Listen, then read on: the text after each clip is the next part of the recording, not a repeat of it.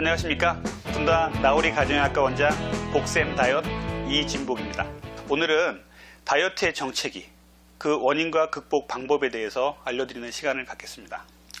자, 다이어트를 하다 보면, 그리고 비만 치료를 하다 보면 처음에는 체중이 잘 빠지다가 어느 순간이 되면 처음만큼 잘 안 빠져서 되게 우울하고 침체되는 이런 시기가 있습니다.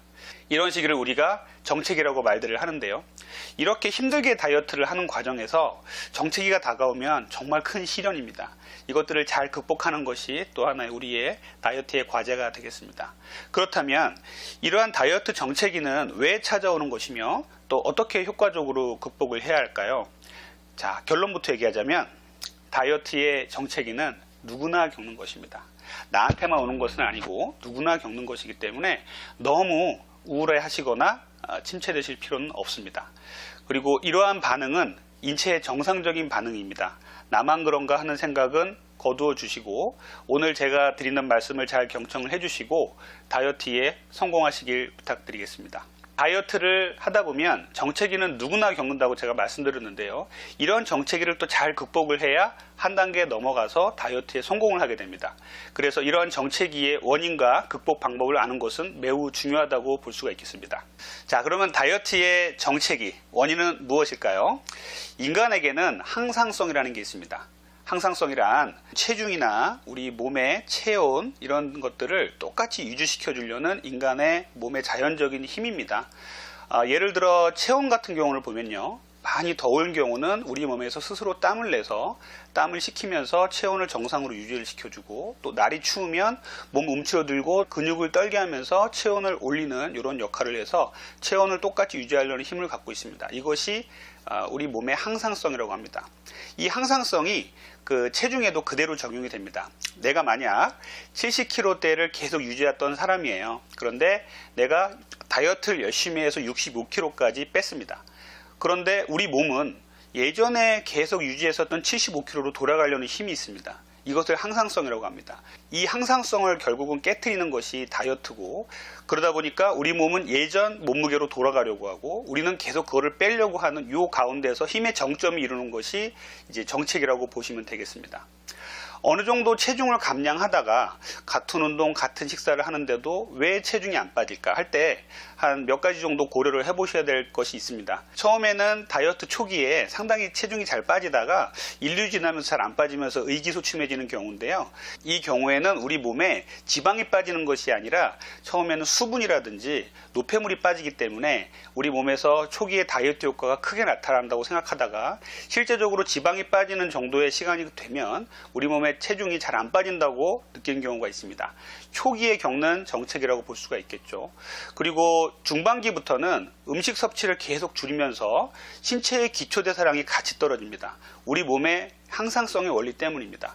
우리 몸이 계속 식사량을 줄이고 운동을 해서 체중을 낮추려고 하는데 우리의 뇌에서는 더 빼지 마라 더 빼지 마라 하면서 기초대사량을 저절로 낮추게 됩니다. 그러다 보면 우리 몸은 처지게 되고 운동도 나가기 싫고 또 가짜 피로감도 만들어내면서 우리가 자꾸만 정체기를 겪게 되는 것이라고 볼 수 있습니다. 자, 그러면 이 무시무시한 다이어트의 정체기 극복 방법은 무엇일까요? 실제로 다이어트를 열심히 하시던 다이어터들도 정체기를 만나면 쉽게 지치고 포기하는 경우가 많습니다. 그래서 이 정체기의 극복이 매우 중요하다고 볼 수 있겠어요. 제가 오늘 정체기 극복에 대한 팁을 몇 가지를 드릴 겁니다. 그래서 정체기를 겪고 있는 분들은 이 동영상을 보면서 도움을 받으시길 바라고 힘내시기 바라겠습니다. 자, 정체기를 극복하는 방법 첫 번째는 정체기를 편안한 마음으로 받아들이는 겁니다. 이거 참 어려운 얘기죠. 정체기가 오면 짜증도 나고 스트레스도 많이 받는데 그럼에도 불구하고 우리가 정체기를 편안한 마음으로 받아들여야 정체기를 잘 극복할 수 있다는 좀 아이러니가 있습니다. 자, 다이어트를 너무 조급하게 생각하거나 정체기에 너무 스트레스를 받으면 체중은 더욱더 안 빠집니다. 이것은 스트레스 호르몬의 기본적인 반응이기 때문에 그렇고 우리 몸의 항상성을 깨트리는데 우리가 정체기가 왔기 때문에 인간의 기본적인 몸의 그 반응이라고 보시면 되겠어요. 자, 정체기가 오면 너무 좌절하지 마시고 정말 내가 체중을 어느 정도 뺐더니 정체기가 정말 왔구나. 남들처럼 나는 잘 되고 있는 거야. 드디어 올 게 왔구나. 라고 생각하시면서 정체기에 적극적으로 이제 대처를 하시면 좋을 것 같아요. 정체기가 와서 체중이 잘 안 빠질 때는 한 템포 늦추십시오. 그래서 너무 조급하게 생각하지 마시고 나 자신을 되돌아보는 시간을 갖는 것이 상당히 중요합니다. 체중은 절대로 미끄럼틀로 빠지지 않습니다. 제가 보여드릴 저희 병원의 비만 환자들이 체중을 뺀 그래프를 좀 보여드릴 건데요. 체중은 빠졌다가 정체기를 겪고 빠졌다가 정체기를 겪는 이 계단식으로 빠지게 되어 있습니다. 그래서 절대로 미끄럼틀처럼 쭉 빠지는 게 아니에요. 이 정체기는 결국은 체중을 빼는 데 있어서 만나는 친구고 이 친구하고 잘 만났다 헤어져야 다음번 체중 감량으로 연결이 된다고 보시면 되겠어요.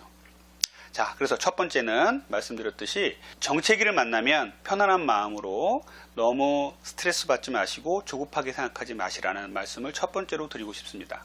자, 두 번째 조언은요, 치팅데이를 잘 활용하자는 것입니다.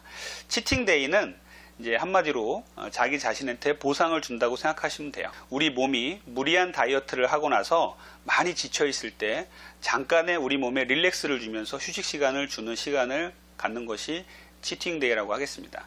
제 생각에 치팅데이는 한 끼나 두 끼 정도로 하시면 제일 좋을 것 같고요. 뭐 하루 종일을 잡는 분도 간혹은 계신데 간혹 이런 경우가 있습니다. 환자분들이 치팅데이를 예상도 못했는데 갑작스럽게 폭식을 하시고 나 오늘 치팅데이야. 나 오늘 치팅데이로 이거 많이 먹을 거니까 내일부터는 또 다이어트 할 거야 라고 합리화시키지 마십시오. 치팅데이는 철저하게 월화수목금토 내가 열심히 다이어트를 했으니까 일요일날 나는 치팅데이를 할 거야 라고 미리 목표를 세운 상황에서 치팅데이를 가지셔야 효과가 있지, 어떤 상황에 다이어트를 실패했다고 그것을 치팅데이로 합리화시키면 안 된다는 거 꼭 유념해 주셨으면 좋겠습니다. 자, 세 번째 정체기에 제가 드리고 싶은 조언은 다이어리 적기입니다. 다이어리는 비만 치료에 있어서 아주 기본적인 부분인데 참 쓰기 싫어요. 그래서 환자분들한테 다이어리를 전해드려도 환자분들이 안 가져오시거나 못 썼다라고 자꾸 말씀하셔서 저희도 이제 숙제 검사듯이 하고 있습니다만, 다이어리를 적는 것은 왜 중요하냐면 본인이 놓치고 있는 추가적인 칼로리를 먹고 있는데 놓치고 있는 부분을 체크할 때 중요하고요. 본인이 앞으로 잘 못하고 있는 것들을 잡아낼 수 있고 반성할 수 있는 계기를 준다는 데 있어서 상당히 중요합니다. 그래서 다이어리를 적을 때 몇 가지 팁을 드리자면, 다이어리는 바로 그때그때 적으셔야 됩니다. 만약에 내가 하루 이틀 지나서 이거를 한 번에 적겠다라고 하시면은 많은 부분들이 빠뜨리는 경우가 많아요. 근데 이제 바로바로 적기가 좀 애매한 경우도 많이 있겠죠, 사회생활 하면서. 그래서 어플 같은 것들이 요즘에 핸드폰에 많이 깔려서 좋은 것들이 많이 있습니다. 그래서 어플을 이용해서 그때그때 적는 방법도 권유를 해드리고요. 또 하나 권유드리고 싶은 것은 매번 수첩에 적기 힘드시면요, 핸드폰으로 찍으십시오. 본인이 먹은 것을 아침, 점심, 저녁 다 찍고 간식까지 다 찍어서 밤에 자기 전에 한 번에 이제 수첩에다 적는 거죠. 하루를 반성한다는 의미에서 다이어리를 적으면서 자신이 무엇을 잘못하고 있나를 본다면 내가 왜 정체기를 겪고 있나가 나올 수도 있어요. 그래서 이 정체기를 겪는 분들한테는 저는 더욱더 다이어트를 하실 때 다이어리를 꼭 적으시라고 말씀을 드리고, 다이어트를 이제 다음번 진료하러 오실 때 꼭 제가 보고 체크를 해드리는 그런 시간을 갖고 있습니다. 자, 네 번째 제가 드리고 싶은 정체기 극복 팁은 근육량 증가를 체크하라는 겁니다. 어떤 환자분들이 오셔서 이런 말씀을 하십니다. 정말 나는 운동도 열심히 하고요, 일주일에 몇 번 운동을, 어떤 운동을 하고 식상을 이렇게 하고 있는데 안 빠져요. 그래요? 그렇게 열심히 하고 있다면 빠져야 정상인데, 그런데 나중에 한번 그대로 해보시고 나중에 한번 체지방 검사를 해보면 결과에서 뭔가 나올 겁니다 라고 말씀드려요. 그리고 환자분들을 2, 3주, 1, 2주 있다가 보게 되면 환자분들이 어떤 상태에 있냐면 체중은 그대로인데 근육량은 증가하고 지방은 빠져 있는 분들이 계십니다. 이것들은 우리가 원하는 바예요. 근육이 증가되고 지방이 빠지는 것들이 아주 이상적인 다이어트의 결과죠. 그래서 저는 환자분들한테 체지방 검사를 해서 근육량이 늘고 지방이 빠지는 경우가 있으면 너무너무 잘하고 계시다고 칭찬과 격려를 많이 해드립니다. 그래서 현재처럼 계속 하시라고 말씀드려요. 다이어트 정체기를 겪는 분 중에 정말 나는 열심히 하고 있는데 왜 잘 안 빠질까라고 생각하는 분들이 계시다면 체중계만 너무 믿지 마시고 체성분 검사를 한번 해보십시오.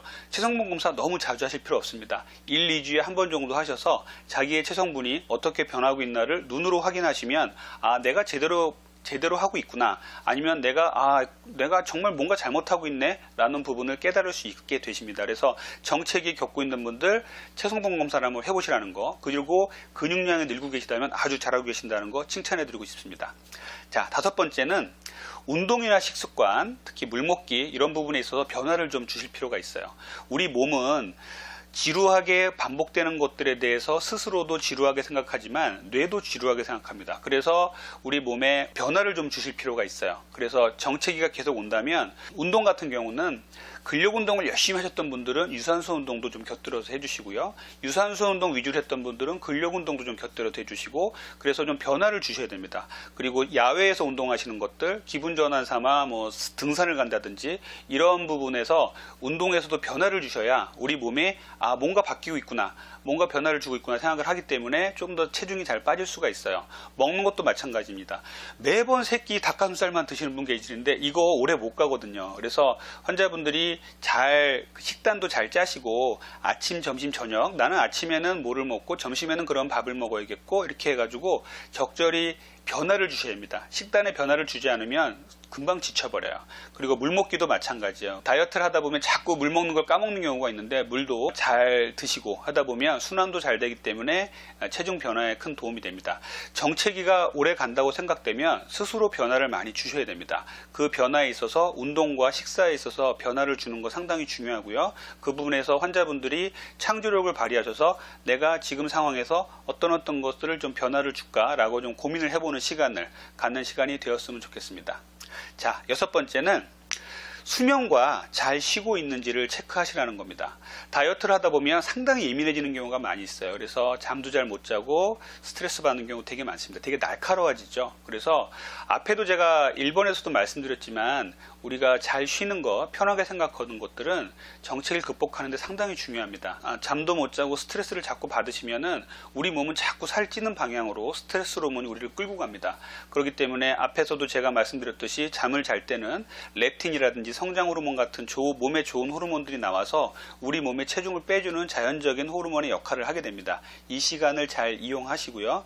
특히 또 편안하게 마음을 갖고 내가 푹 잘 쉬고 있고 내 몸이 릴렉스되고 있는지, 너무 스트레스를 많이 받는 건 아닌지에 대해서 스스로 체크해 보실 필요가 있어요. 이런 경우는 너무 내가 잠을 못 자고 스트레스를 많이 받는다고 생각되시면 조금 더 본인을 놓아주시고 좀 릴렉스 하시면서 잘 자고 푹 쉬게 해주셔야 살도 잘 빠집니다. 이 부분 명심해 주시기 바라고요.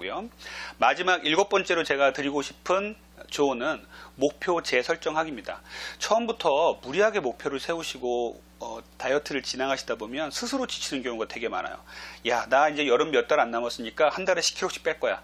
근데 이거는 실제적으로 가능한 일은 아닙니다. 초기에는 가능은 할 수 있겠지만 한 달, 2달 가면서 지쳐버릴 수 있어요. 그래서 우리가 실현 가능한 목표를 설정하는 것은 매우 중요합니다. 그래서 만약에 비만 클리닉을 다니고 있다고 하시면 원장 선생님과 자신의 목표를 재설정을 하고, 아니면 스스로 한 달에 뭐 2, 3kg, 한 달에 뭐 4, 5kg 정도로 목표를 낮춰서 스스로를 그 목표에 맞춰서 열심히 달려갈 수 있도록 1단계를 마치면 2단계로 가고 3단계를 가고 이런 식으로 자신이 목표를 향해서 가는 힘을 만드셔야 됩니다. 저는 환자분들이 처음 찾아오시면 먼저 체중의 10% 정도를 빼자고 1차적인 목표를 설정합니다. 그러면 80kg 환자들은 8kg 빼는 거예요. 이 환자의 이상 체중은 뭐 60kg 정도가 되겠지만 8kg부터 먼저 빼셔야 1차적인 목표를 달성하시고 2차적인 목표로 넘어갑니다라고 말씀을 드려요. 이러면 쉬운데, 환자분 80kg가 된 환자한테 우리 몇 달 안에 65kg로 갑시다 라고 한다면 환자는 포기해버립니다. 너무 먼 목표라고 생각하고 너무 힘들다고 생각할 수 있거든요. 그래서 목표는 단순하게, 목표는 실현 가능한 눈에 보이는 정도의 목표를 설정하실 것을 권장을 해드립니다. 자, 이상으로 다이어트의 정체기를 극복하는 7가지 방법에 대해서 조언을 드렸습니다. 제 강의가 도움이 되셨다면 아래 추천과 구독 꼭 부탁드리겠습니다. 다음에는 더 좋은 내용으로 만나 뵙겠습니다. 난무하는 비만과 다이어트의 잘못된 정보를 올바로 바로잡아 알려드리는 복샘 다이어트의 원장 이진복이었습니다. 감사합니다.